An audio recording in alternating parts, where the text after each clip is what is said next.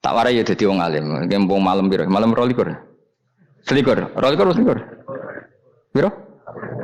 Yes. Yes. Anggap bae Lailatul Qadar ora usah darani ganjil. Sing darani ganjil ya sapa? Aneh-aneh. Lailatul Qadar ya mulai tanggal 1 Ramadan. Malah ulama sedarani mulai ruwah. Iso wis ke ruwah wingi.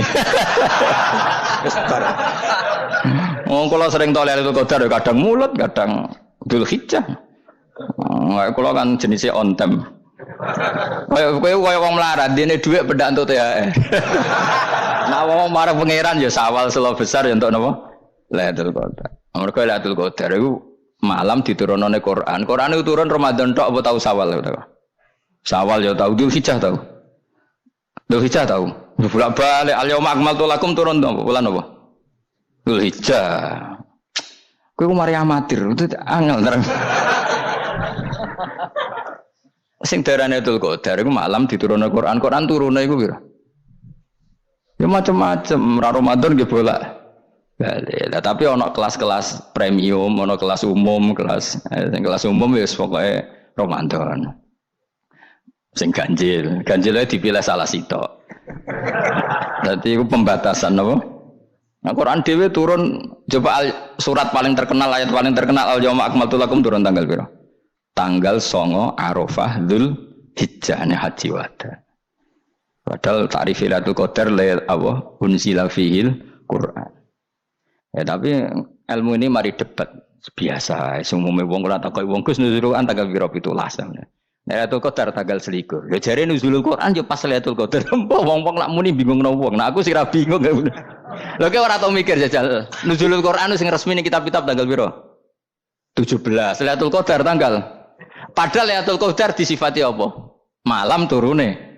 Roh, nek ora tau bingung ngono. Wah, ana kadang ngirim wong goblok, wong kok ayeme ngono. Iki ora tau mikir.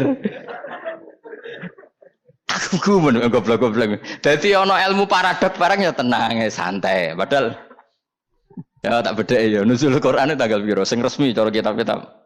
17 Ramadan. Lailatul Qadar sing resmi 21 nganti 29. Terus Lailatul Qadar iku wulan apa? Wulan diturunkannya Al-Qur'an. Berarti tanggal piro?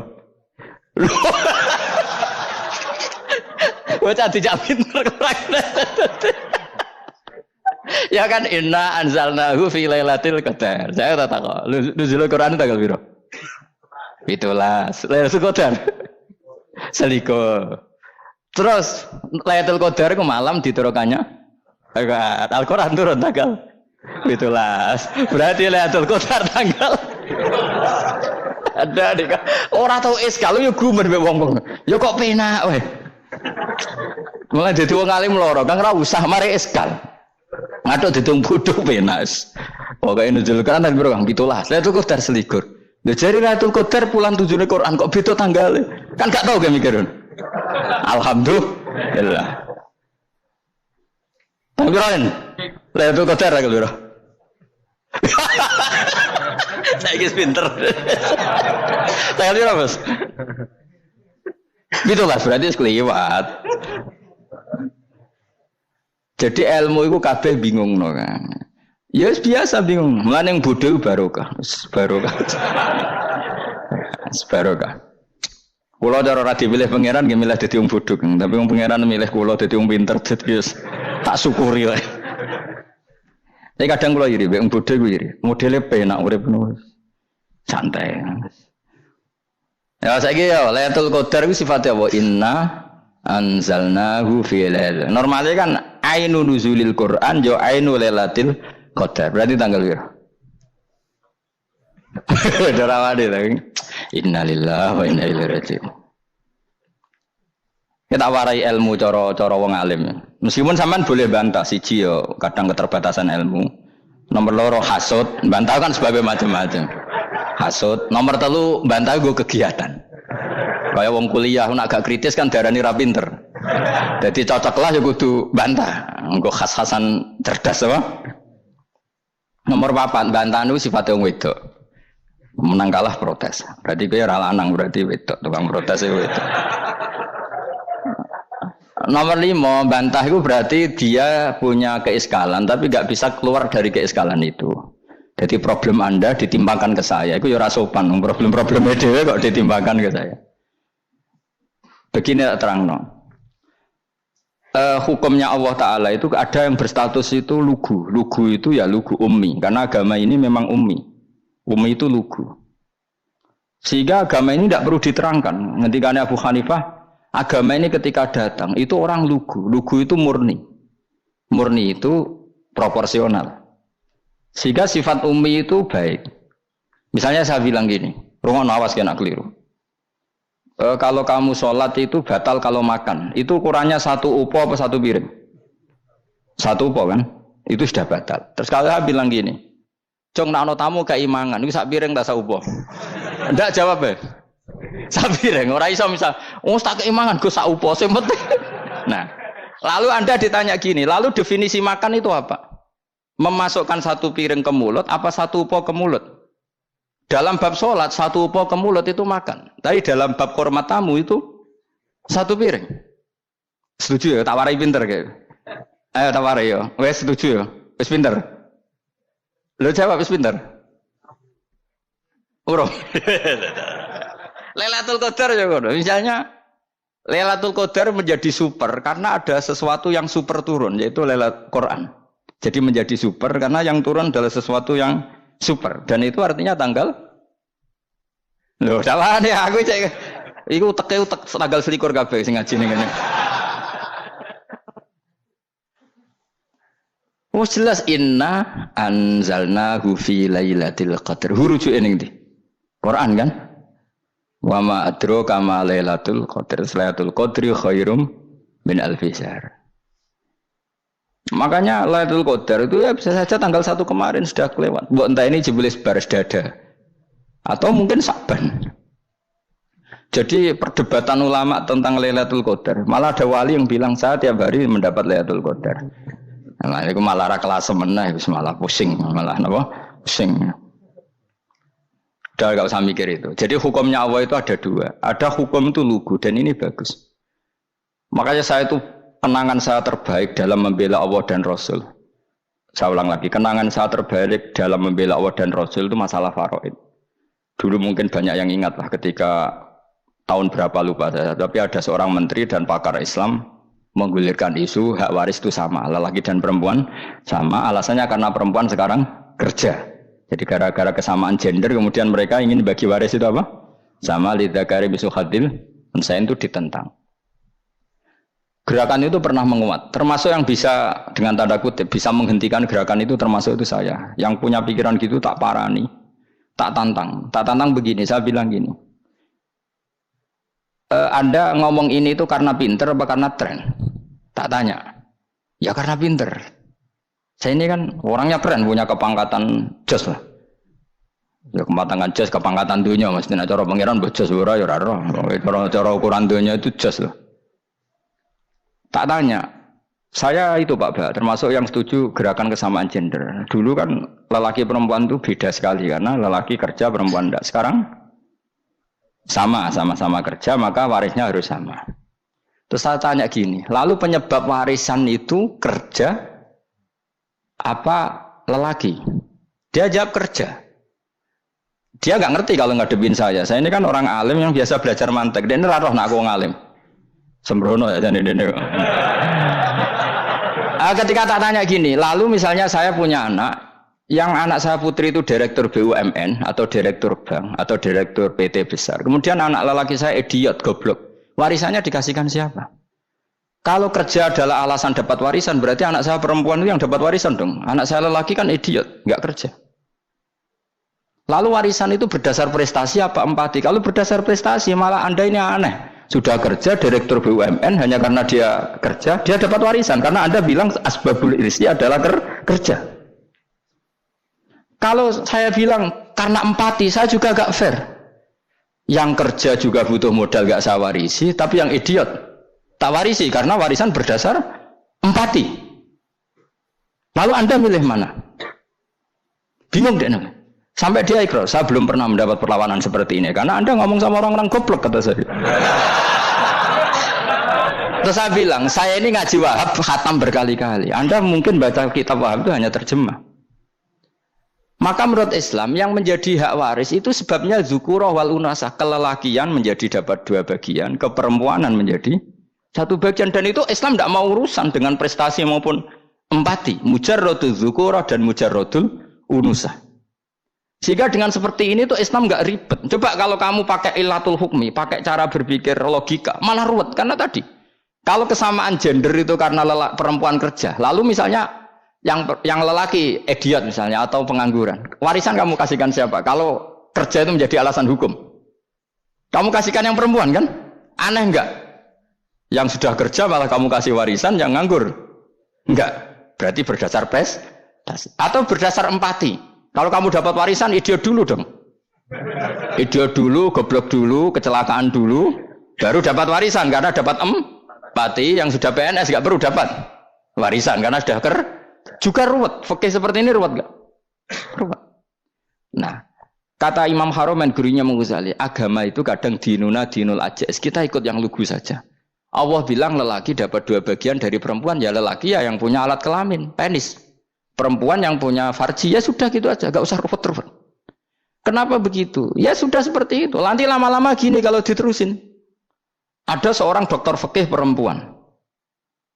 Dia menguasai fikih sholat. Ruhin lanang tapi gak menguasai fikih sholat. Rohnya mau pesolatan misalnya. Lalu yang jadi imam siapa kalau berdasar prestasi? Perempuan dong, karena dia doktoral fikih sholat. Dia menguasai aneh-anehnya sholat. Goro ibu masaili sholat dia menguasai. Sementara Ruhin takoi sholat itu apa Ruhin? Pokoknya ini gugus ngadeg terus lugu. Terus ngadeg balik. Apa? Ada mulan. Nak salam ngalerian. Dia tahunya hanya itu dok. Lalu kalau nuruti imam sholat adalah yang terpandai dalam fikih sholat, tentu yang imami perempuan. Tapi agama ini tidak seperti itu. Pokoknya wong lanang imami wong beda.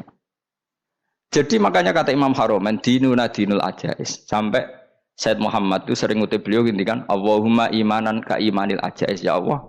Semoga iman saya menerima konsep engkau itu ka imanil ajais. Imannya wong wedok-wedok sing lugu. Ajus itu perempuan lugu yang sudah sepuh. Jadi misalnya ngukur anak seneng ya anak kono gedang goreng, ngekei duwe, ya lugu saja. Itu bagus. Daripada kamu pakai argumentasi, karena argumentasi ini sebetulnya kelihatan cerdas, tapi ada kebodohan masif. Karena tadi, kalau hak waris kita otak-atik dengan prestasi, maka yang pro empati akan protes. Paham ya? Masa yang sudah kerja dikasih banyak, yang idiot enggak? Tapi kalau berdasar empati juga aneh. Masa dapat warisan harus goblok dulu, harus kecelakaan dulu. Maka Rasulullah pernah ngendikan ketika ditanya, lalu warisan untuk siapa ya Rasulullah? Nabi jawabnya lucu. Fali aula rojulin dakarin. Jadi Nabi sempat ngendikan kata rojul. Kemudian direvisi dakarin. Fali aula rojulin dakarin. Semua ulama ngendikan dakarin di sini adalah badal. Nabi ngendikan rojulin. Kemudian Nabi ingat kalau rojul itu identik dengan lelaki dewasa. Apa? Kemudian Nabi mengulang lagi dakarin. Tidak harus dewasa, yang penting lelaki. Jadi meskipun baru lahir, kalau dalam keadaan baru lahir namanya apa? Kan dakarin kan? Belum bisa dikatakan rojul. Paham ya? Nabi ngulang 2 kali. Fali aula rojulin dakarin. Ini penting saya utarakan supaya clear. Jadi agama itu gak usah diotak-atik. Ya itu tadi misalnya imam sholat itu lelaki. Ya sudah lelaki. Lelaki itu apa? Yang punya alat kelamin lelaki. Jangan dibalik ini. Yang dikatakan lelaki itu orang kuat. Jika meskipun perempuan kalau kuat, misalnya perempuan anggota poluan, lelakinya cemen, idiot, maka imamnya perempuan gitu. Karena makna lelaki adalah kuat. Ini keruwetan. Jadi agama itu tidak seperti itu. Nah sekarang kembali ke pilihan. Yang dikatakan pilihan itu orang hebat. Apa yang dipilih? Apa berdasar definisi? Apa berdasar kehendak yang milih? Loh kok mulai do pinter? Tumben do pinter. Alam raya ini milik Allah. Dan semua di alam raya ini milik Allah. Maka dipilih tidak dipilih itu terserah yang punya apa terserah kita. Apa terserah kriteria, apa terserah definisi. Dalam konteks kita sebagai objek diambil, tentu terserah yang punya. Kemudian Allah bilang, orang-orang itu saya pilih. Nah kalau milihnya Allah berdasar kepunyaan, tentu Allah boleh dong memilih orang yang sebetulnya berstatus dolim. Ya tapi ya tetap dia dolim, tapi ya tetap dipilih. Kenapa ya? Karena Allah yang punya. Saya misalnya orang kaya, boleh nggak punya HP buruk? Boleh kan? Terserah saya. Saya orang kaya, beli HP mahal, medium dan paling buruk. Boleh enggak? Boleh, saya yang punya. Enggak boleh, Gus, dengan orang kaya harus beli HP yang mahal. Yang bilang harus siapa? Nah, kegoblokan kita ini seperti ini. Nak wong sugih HP-ne kudu larang. Nak wong alim kudu bojone ayu. Sing kudu darani kudu ayu kuwi sapa? Nak maji jalan yang dumbu swarga lho kudu iku sing swargane mbam tapi kudu. Nah, kita ini sering berpikir ngatur Tuhan. Nah, Indonesia negara yang mayoritas muslim terus Islam Indonesia kudu dadi sampling Islam seluruh apa? Dunia. Ya ora usah sombong ngono ya keben mayoritas juga wonge kakean ngono ae ora perlu GR jadi sampling percontohan Islam internasional ora perlu ngono. Lah misale terus dadi contoh misalnya nang Masjid Haram niru Jumatan ning Indonesia berangkat mbek do rokokan. Bariku teki diusep-usepno ning pojok pager. Lah misalnya wong Mekah terus do ngono kabeh karena mencontoh Islam Indonesia. Kacau gak? Ora usah GR ngono biasa wae. Napa? Biasa wae. Terus misalnya mencontoh Islam Indonesia, Indonesia nak ziarah Wali Songo terus tahlilan nunggu nganti setengah jam. Lah terus raudhah dikepung ngono rak macet Mekah Madinah. Mergo agar ziarah Nabi terus lungguh apa? Sak jam. Nak ning wali sak jam ning Nabi 2 jam lah kira-kira gitu. Ya malah nganyak Kanjeng Nabi dong. Nabi sekaruan afdhalul khalqi mbok dongakno wa maghfir lahu warhamhu. Iku malaikat sak langit misah. Ya Nabi kok dongakno di sepuro. Kowe tapi ya butuh sepuro kan. Enggak boleh doakan Nabi gitu enggak boleh. Wa sholli ala sayyidina Muhammad wa ala alihi enggak boleh pakai ighfir lahu. Masalahnya tahlilan apa alam donga iku terus kamu gunakan. Ya misalnya terjadi percontohan Islam dunia terus Nabi kapundhut ditalkin, nak ditakoki waman rabbuka piye. Terus Nabi warai waman nabiyuka. Mesti Nabi yo pro, lah aku Nabi coba takoki. Jadi kita ini sering kumo luhur karena kita mayoritas terus jadi percontohan ora usah ngono. Paham ya napa? Ndak usah ngono, mayoritas ya mayoritas ae, tapi ora usah GR jadi apa? Percontohan internasional. Mungkin kalau masalah Islam damai ya bagus. Tapi itu kan tidak hanya Indonesia. Di mana-mana yang Islam damai juga banyak. Dan yang tukaran juga banyak. Toh yang tukaran nggak pernah maklumatkan diri ini percontohan dan ya biasa saja.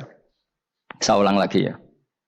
Maka menurut saya nggak akan benar pendapat Khawarij atau pendapat Islam yang keras bahwa orang dosa besar itu keluar dari Islam. Karena ketika Allah mengatakan, kemudian aku pilihkan kitab ini, tak kasihkan orang-orang yang saya pilih. Itu diantara yang pertama adalah, meskipun mereka sebagian tetap zalim.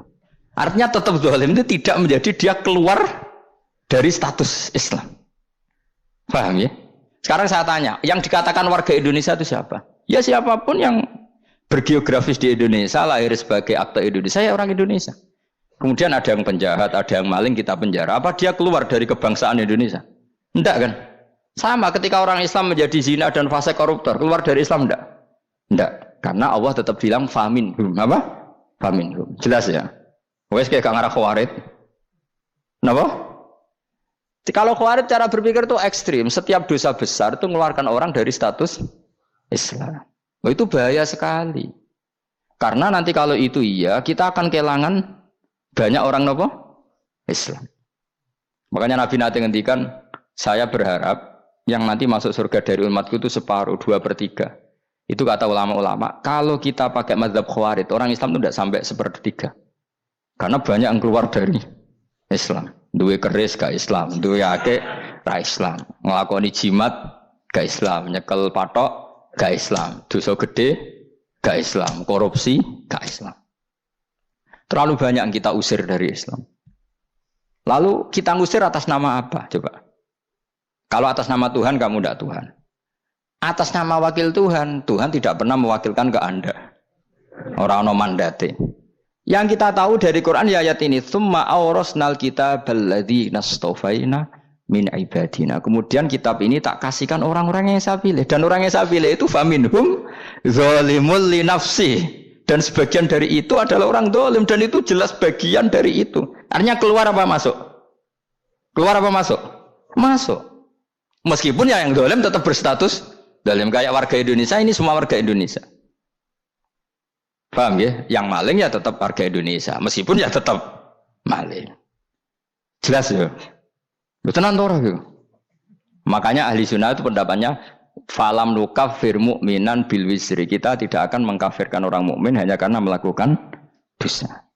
Kenapa ya? Karena Allah bilang faminhum setengah sangking itu masuk bagian. Dan itu luar biasanya Allah disebut istofaina. Tetap orang-orang apa? Pilihan. Maka ini penting saya utarakan supaya kita ini tidak sok-sokan ya. Terus yang zalimul nafsi pun potensi dimaafkan sama Allah. Asal dia tobat, dan tobat itu sama Allah nggak ada batasnya. Malam yuhur kiri sampai apa? Nafas apa? Terakhir. Dan kadang orang itu sebetulnya nggak niat tobat, cuma ada perilaku tertentu sehingga dadian Allah itu simpati. Itu juga banyak yang diterima tobatnya Allah. Makanya kata ulama-ulama itu, istighfar itu tidak syarat diampuni. Yang menjadi orang terampuni itu kehendak Allah. Istighfar itu bagian kecil dari syarat-syarat itu. Bisa saja orang tanpa istighfar tapi diampuni Allah. Misalnya Allah dawuh, wa yaghfiru ma duna dzalika limay yasha. Itu bukan limay yastaghfir tapi limay yasha. Contoh masyhur kan, kamu pernah dengar kan ada orang nakal itu, mumisah itu ya kira-kira lonte atau apalah. Dia datang pulang ketika melihat anjing ngeleti pasir, dia berpikir ini kehausan kayak saya. Kemudian dia turun ke sungai memberi minum anjing itu, kemudian Allah memaafkan dia karena itu. Pas itu di semua hadis riwayatnya dia tidak pernah istighfar. Terlalu punya perilaku yang menjadikan dia diampun. Banyak enggak seperti itu? Banyak, makanya wa yaghfiru ma duna dzalika liman yasha. Mayasa itu ya yang digedaki Allah. Bisa saja kalian ini sering istighfar tapi enggak dimaafkan Allah. Tapi delala punya satu perilaku yang cara Allah itu penting, kemudian dimaafkan. Kayak Saharatu Fir'aun itu dia tidak pernah istighfar, tukang sihir Fir'aun. Dia diampuni Allah, dikasih iman tuh gara-gara jadi wong Jogja. Terus ngono tok. Jadi pas mau duel adu sihir. Iku delala dekne mendingan ya. Qalu ya Musa imma antulqiya wa imma annakuna nahnul mulkin. Monggo jenengan riyen napa kula riyen. Dadi gara-gara dekne didikan Jogja niku. Lah wong ape duel, mestinya tarung itu semakin cepat mengambil kesempatan kan semakin menang. Ini sudah jelas tarung. Ngapunten jenengan riyen napa. Lha iku pangeran itu terus simpati. Wong kok sopane ngono apa? Akhirnya Allah memberi iman gara-gara apa? Imma antulqiya wa imma annakuna nahnul mulkin. Monggo jenengan riyen. Lah Musa juga Allah juga enggak terima kalau nabinya kalah sopan. Sehingga Allah memerintahkan Musa adalah sopan. Mboten jenengan mawon. Jadi Nabi Musa qala bal alqu. Jadi Nabi Musa enggak jenengan riyen mawon. Jadi coba itu kan unik. Dia tidak ingin diampuni Allah, tapi adalah dia sebenarnya satu perilaku yang menjadikan Allah itu simpati, yaitu kesopanan dia dengan Nabi Musa. Imma antulqiya wa imma annakuna nahnul. Nabi Musa juga bilang qala bal alqu monggo jenengan riyen mawon. Akhirnya sakit nggih nak ngoten. Makanya Fir'aun itu mangkelnya bukan main. Ketika pertunjukan itu akhirnya kan Saharatu Fir'aun kan kalah. Setelah kalah langsung iman. Maka kata Fir'aun, ini jelas Musa itu guru kamu. Cuma pura-pura saja kamu pro saya. Lah buktinya apa? Jare buktinya tadi monggo-monggonan gitu. Makanya Fir'aun bilang innahu lakabirukumul ladzi 'allamakumus sihr. Wah, itu mesti Musa itu gurumu.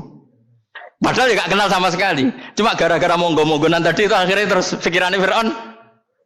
Wah, mesti harus kenal suwi mau gayane tok. Mergo gara-gara monggo jenengan riyen. Mboten monggo jenengan mawon.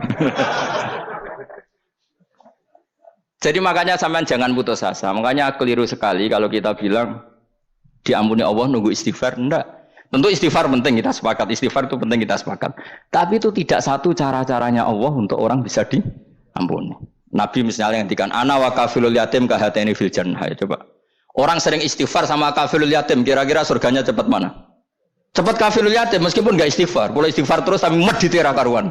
Tak jamin pun rokok alamatnya medit jelas nih rokok aku roh. Terus jelas. Al-bakhil itu koribun minan nar, jelas alamatnya deket-deket situ lah, paham ya? Wes jelas as-sakhi koribun minallah, koribun minan nas, baidun minan nar. Nah al-bakhil baidun minallah, baidun minal jannah, koribun minan nar. Jadi orang medit itu ya deket-deket situ alamatnya sudah jelas deket-deket dengan neraka. Ana wa kafilul yatim kahataini fil. Berapa?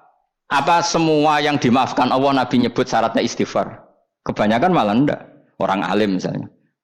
Makanya orang alim kalau jarang istighfar kamu tidak usah iri. Orang alim tuh mulang tok, itu langit bumi mintakan ampun. Wa innal alima la yastaghfiru lahu man fis samawati wa man fil ard hatta khitan fil bahr. Orang alim itu otomatis dimintakan maaf oleh langit dan bumi sampai iwak ning laut. Mulane jendur aku sebab jarang istighfar. Aku sing istighfar is akeh sembrono. Langit bumi no. Mulane kula nu jarang istighfar bukan karena saya sombong, memanfaatkan istighfar mereka no. Dan saya yakin itu lebih mandi timbang istighfar saya. Koman fis samawati nglebokno Jibril, Mikail, orang-orang keren apa makhluk-makhluk apa keren. Saya baru cari hadis yang wa innal muta'allim sing ijek belajar tapi belum ketemu. Nanti kalau ketemu tak kasih tahu apa. Karena hadisnya yang saya baca masih wa innal alim apa? Orang alim jadi agak ketat. Nah, nanti kalau sudah ketemu wa innal muta'allima. Nanti dicari. Tapi pasti palsu kalau ada itu. Karena semua tagnya itu apa? Alim. Atau ya kamu alim dibanding yang di bawahnya. Ya semoga itu masuk apa? Jadi dibanding orang Papua kan harus alim. Saya ulang lagi ya, ini penting sekali. Jadi latihlah jangan punya gerakan takfiri orang lain dianggap kafir, orang lain dianggap kafir karena Allah tidak pernah mengusir hambanya. Meskipun apapun salah najiyah, kata Allah tetap faminhum. Apa? Faminhum. Hum itu rujuknya ke yang depan. Jadi termasuk orang-orang yang saya pilih adalah faminhum zalimul li nafsi. Tetap dia di arena itu. Nisbatnya Islam ya tetap di area Islam itu. Meskipun yang ya kayak warga Indonesia coba. Warga Indonesia itu siapa? Yang terlahir di Indonesia dan berKTP berkartu keluarga Indonesia sudah. Nanti tentu yang bajingan tetap bajingan, yang koruptor tetap koruptor. Tapi menjadi warga Indonesia terus keluar dari warga Indonesia. Tetap warga Indonesia. Kira-kira seperti itulah analoginya. Tetap istofaina, tapi tetap berstatus faminhum dhalim. Tapi rujuknya kan tetap faminhum ikut setengah saking alladzinas tofaina. Mulane ngaji sing tenanan. Kowe ora usah anut khawarit. Khawarit ku opo ngamukan. Sidik-sidik wong liya salah itu apa-apaan. Loh saya juga mangkel be wong dhalim. Semua orang soleh mangkel be wong dhalim, tapi ya dihukum saja. Misalnya dalam Islam ada qisas, ada had. Ada hadul qadzaf, hadus sariko, ya hukuman saja, tapi hukuman itu tidak bisa menghilangkan status. Ya sama seperti manusia tetap manusia, meskipun apapun dia ya manusia. Ya tadi misalnya manusia itu siapa? Ya manusia itu ya manusia. Terus kamu bikin orang yang standar ideal manusia adalah yang berperilaku baik, yang enggak pernah salah. Kemudian kalau Zaid itu maling berarti tidak manusia. Terus barangnya apa? Ketek. Tidak bisa, makanya kembali lagi dinul aja. Kamu bikin definisi manusia itu tidak usah seangkuh itu. Manusia seperti ini manusia ya sudah, maling ya manusia, orang soleh ya manusia, orang sedengan ya manusia. Lelaki itu apa? Yang punya alat kelamin penis itu lelaki titik sudah. Sehingga nanti warisannya ya dia lelaki. Sholatnya dia bergaya. Kamu tidak usah bilang gini, lelaki adalah yang cakap memimpin, yang maco, yang kuat. Jika kalau tidak seperti itu namanya perempuan. Terus kamu membolehkan yang seperti ini jadi makmumnya perempuan. Imamnya perempuan sing maco. Kacau enggak kalau agama nuruti logika-logika itu? Enggak jawab aja. Kacau. Lalu lucunya sekarang banyak kecerdasan yang mengarah ke sana. Makanya agama ini jadi kacau. Karena sudah ada dinul ajais. Agama ini agama ummi. Ya agama ini agama ummi. Kata Allah huwallazi ba'atsa fil ummiyin. Ummiyin itu lugu itu polos. Jadi kalau orang polos misalnya gini, ini apa? Kira-kira kalau jawab orang polos ini, jam. Bagus kan jam? Jam untuk apa? Penunjuk waktu ya sudah seperti itu. Tapi kalau orang engkek, ini itu apa jam? Itu barang murahan, bulat kan oleh jawab. Ono numpak mobil carry itu apa? Itu black melaku. Yang mobil itu Alphard.